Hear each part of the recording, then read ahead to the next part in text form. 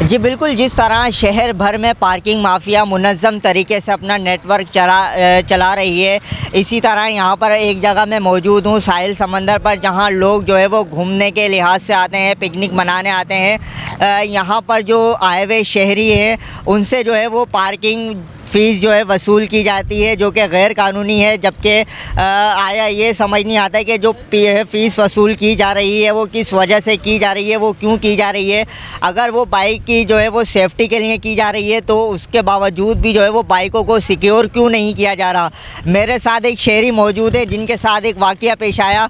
इन्होंने जो है अपनी मोटरसाइकिल जो है वो पार्क करी, जिसके 50 रुपये जो है इन्होंने पार्किंग वाले को भी दिए, जिसकी पर्ची भी इनके पास मौजूद है। लेकिन इसके बावजूद जो है वो इनकी मोटरसाइकिल जो है वो यहाँ से गायब हो गई। जबकि इनका कहना ये है कि इनकी जो मोटरसाइकिल है वो इसमें चेन लॉक भी हुआ था, वायर लॉक भी हुई हुई थी और लॉक भी लगा हुआ था।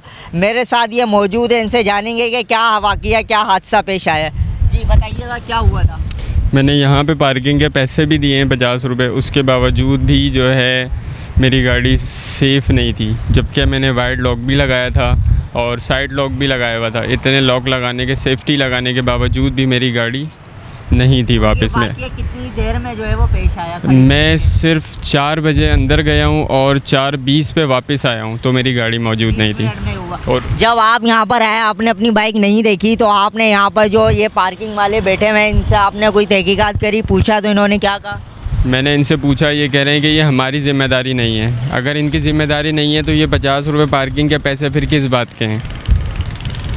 जी बिल्कुल, इनका यही कहना है कि जब ये भी आए यहाँ पर तो सिर्फ 20 मिनट के लिए अंदर जो है ये घूमने के लिए गए।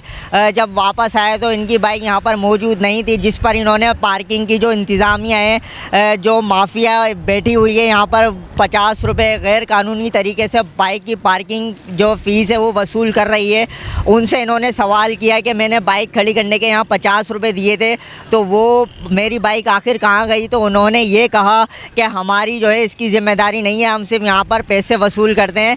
बाइक चोरी हो या जो है इसमें से कोई सामान गायब हो, इसकी जो है वो हमारी ज़िम्मेदारी नहीं है।